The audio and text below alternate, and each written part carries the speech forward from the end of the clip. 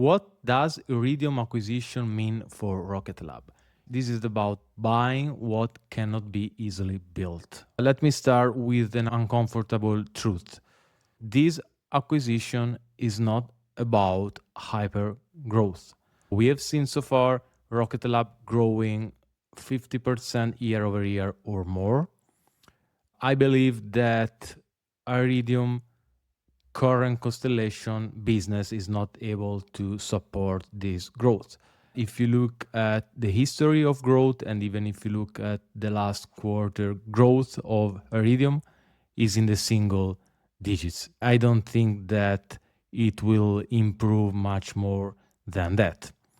Although, of course, with the Rocket Lab magic, it will improve. But I will elaborate about this. Iridium is in the 2025, it was an 872 millions business, to put it in perspective. So even bigger than Rocket Lab. So Peter Beck said that 1 plus 1 is not equal to in this case, but is equal to 3. It means that if Rocket Lab can build it, Iridium can operate it. So the two joint companies now can launch with rockets, build satellites, sell components, launch the satellites, and thanks to Iridium, can operate even constellation. So what Rocket Lab is really buying? Number one is spectrum. Current spectrum that Iridium has cannot be bought because it belongs to Iridium. I don't believe it can be easily bought an equivalent spectrum of frequencies for the communications. This is very important, probably the most important thing. Then global networks, continuous coverage, and decades of fleet operation. This is part of Iridium skills and also references and history. It's something that can be resold on the market by Rocket Lab as acquired competencies. Certifications with government, aviations, and maritime credibility. Very important if you want to play in that market. So this means references. This means that Rocket Lab wants to go beyond current Iridium services. They already own the end users, the customers, right? So it's easier to cross-sell other kind of services because you are already playing in the same industry.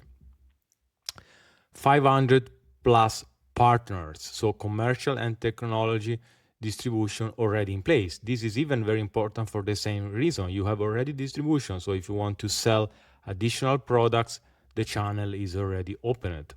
Operating stack, meaning billing, provisioning, customer support, mission control, everything is already there. And finally, cash flow. So Iridium is profitable, and this could make Rocket Lab profitable as early as 2027 as a Neutron CapEx start to slow down. So this is very important, means less dilution for sure, more credibility on the market, and ability to better finance future expansions. Now, let's dive deeper on why I think that this is not an hypergrowth story, or at least it's not the current Iridium constellation. If you look at the revenue composition, you have the biggest item that is commercial service. Commercial service is made of legacy services that are mainly flat, not growing or even shrinking, like voice or broadband. And then you have IoT. IoT is the piece that is actually growing, but is still growing in the low single digits. So I can see IoT expanding. IoT itself, it's a market that is expanding and will expand for sure more and more. It's part of the secular trend. Together with AI, more and more objects will be connected to the network, right? So for sure, this segment will keep expanding. I don't think this will be able to turn the story to an hypergrowth story again, because the IoT segment is not hypergrowing, and even though it will accelerate to 20% year over year, it will not be able to move the global Iridium revenue so much, because now it's a small part of the total revenue. The rest of the revenue streams is all flat or growing 2% year over year, and I don't think the story is going to change much. What are the catalysts that could accelerate the business? Direct to device. Soon this year, Iridium satellites will be able to connect directly to the device, to smartphones, with the current modem that you use to connect to the 5G. They have developed this new technology. This is a positive catalyst. I don't think that this is a game changer. Even assuming that every smartphone will be equipped with this service, the average revenue per unit is tiny. You have anyway the broadband high-speed internet connectivity done by the terrestrial network, current 5G, or by Starlink, because the Iridium constellation is not able to provide a high bandwidth connectivity because of the frequency that are too low and the bandwidth that is too tight. So this is just for messaging or vocal calls in case of emergencies. So the amount of money that they can charge is proportional to the value that they deliver. So I expect this could be something, either it is paid by Apple as a built-in feature that they provide with the smartphone, or either if it is paid by the provider or the telecom provider, this could be something like 10 cents per month payment, or maybe even a one-off payment when Apple sell the smartphone. It's something like that. So even though billions of smartphone will be connected and equipped with this service, that of course it's a super bullish thesis, this is not something that will turn in hundreds of billions of revenue. So I think it can accelerate, but it's not game changing. Then you have commercial IoT. It's commercial and even government IoT in the defense. Think about drones and autonomous vehicles in general. They may be equipped with the PNT, so it's the positioning service to identify the position of the object. It's a GPS-like technology, but it's less accurate of GPS because these satellites owned by Iridium are positioned lower in the orbit, meaning that the triangulation they make to identify the position is worse than the satellites used by the GPS, even though it is stronger than the GPS. So it means that even in case of bad weather or hostile actions to disturb the signal, the Iridium PNT is much more resilient than the GPS. It is used in conjunction with the GPS on some drones or autonomous vehicles when you lose the GPS signal. Even though you may think, okay, then it will be used in every defense or war drones. Well, it's not like that. Even now, drones are equipped only with GPS. When they lose GPS, they just rely on visual navigation. So even if now they are launching these new tiny chips, ASICs, silicon developed by Iridium, to make it much simpler equipping of drones and autonomous vehicle with this capability, I think this is not a game changing. It will not be massively adopted. I expect with this catalyst, these new services they are launching, the business will be accelerating, but I don't think it will be accelerating more than 10% year over year or 15%. I will be very surprised if it reaches 20% year over year or more. So I believe that the biggest opportunity is still defense. I'm not saying that the Iridium acquisition is it not worth 8 billions. I'm saying that the value is not in the possible acceleration of the Iridium business, because if they could accelerate so much, they would have already done. It's the synergies between Rocket Lab and Iridium. I think Rocket Lab now can sell his capability and experience to operate constellation to be more aggressive in the defense contracts and business. I still think the major opportunities for Rocket Lab is there. We will keep seeing Rocket Lab winning bigger contracts with the government, where it will be prime and will provide everything from the launch, the satellite manufacturing, and eventually the building and operation of new constellation on behalf of the government, or the delivery of services, for instance, communication services as part of the contract. I think this is where the short-term opportunity is for Rocket Lab to keep doing what they have been doing so far, even better, and growing more aggressively. If you see how the current space market is composed, let's use launches as a proxy of the total market share. The biggest share is owned by communication, mostly captured by Starlink, broadband internet, this kind of stuff, captured by Starlink, that will keep the lead for years to come. Then you have defense and Earth observation, partially or mostly financed directly or indirectly still by government. So except for communication, that again is captured mostly by SpaceX and Starlink, all the rest is indirectly or directly funded mostly by the government. So I still think defense is the way to go.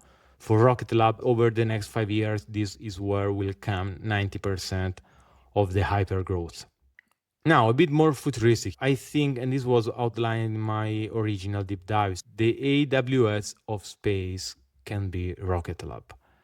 And this is starting to take shape. So what does it mean? Let me say an analogy here. So you have cloud. AWS was the first one in this business as companies started to understand that running their digital workload on the cloud instead of on-premise was the way to go for many reasons, economies, convenience. They started standardizing first around AWS, then new players came out, or Azure and Google Cloud. So now they have adopted one or more of these big players, and when they release a new software, new piece of infrastructure or application, they standardize it around the cloud provider. So it's a platform. AWS is a platform. I think the same thing can happen and could be even stronger in space, because in space you don't actually have the on-premise option. You need to rely on someone. The options are between relying on different suppliers, and still you don't have many. You have Rocket Lab, SpaceX as end-to-end company, and you may have Blue Origin. You don't have more than 3 as of now. But still, companies are probably going to standardize mostly around one of these. Because once you know what are the dimension, shape, form factor of the payloads that you need to build to fit into the Rocket Lab platform, meaning the rocket, how it is made, how things should be stuck inside, or satellite, so the standardization of satellite from Rocket Lab, and even the standard of communication, Iridium spectrum, way to communicate, standards, and so on. And users will standardize around one platform. Rocket Lab has the chance to become the AWS of space, or one platform that you rely on to run your services, meaning that you just rent the capacity of running your application or your services from space. Rocket Lab will launch the satellite needed with the payload needed, and will even run the payload. So you will have the access simply to the dashboard to administrate and run your business in space. This is what I think is going to happen. This is now possible for Rocket Lab with the acquisition of Iridium. So it's very important. There are a few optionalities mentioned in the last annual report from Iridium. It's about improving the aviation data with the new acquisition of Iron they did, entering the cybersecurity business by authenticating the cloud, by providing the physical locations. But these are all moonshots, but I believe there is nothing yet. Okay, so these are optionalities, but I wouldn't say that this is what Rocket Lab paid 8 billion. This is something that it's an upside. Then where I see the opportunities now for Rocket Lab, the next 3 to 5 years, I believe that they may launch, thanks to the experience and the knowledge of Iridium, they may launch a new constellation about Earth observations. So Earth observation is where most of the Rocket Lab customers now make business outside of the government.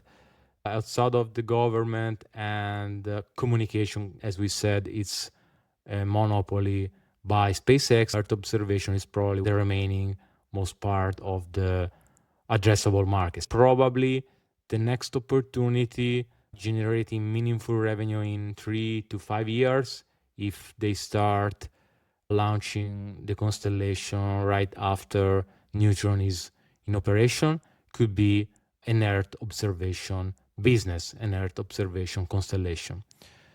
Over 10 plus year, I believe the opportunity is orbital data center service. I see Rocket Lab that may even launch maybe GPUs even in 6 months or 1 year. I wouldn't be surprised if they will launch a first tiny data center, let's say one or a few GPUs with the first or second Neutron launch. But before, for it to be a business and generating meaningful revenue, it will take a few years more, right? So finally, where I think this moonshot, where I think could be the next acquisition of Rocket Lab. The next acquisition, I believe it could be optical ground infrastructure. The last acquisition Rocket Lab bought with Mynaric, the capability to do space-to-space, satellite-to-satellite communication through laser technology. I think what they should aim to now is acquiring a solid technology to complement Mynaric to do Earth to space to Earth links through laser technology, because this is needed for a lot of application and in particular for orbital data center to allow broadband communication. And they need it because they cannot enable it by radio frequency because they do not have the required frequency. But beyond that, I believe that 90% or more of the high bandwidth communication will be through laser in the future. That could be the next acquisition of Rocket Lab. This is what I expect. So guys, read the full thesis on lorenzo2sense.com. You find the direct link in the first comment here, and subscribe to the channel if you liked it and you want to listen more of this kind of video. This is not financial advice, guys. Do your own work.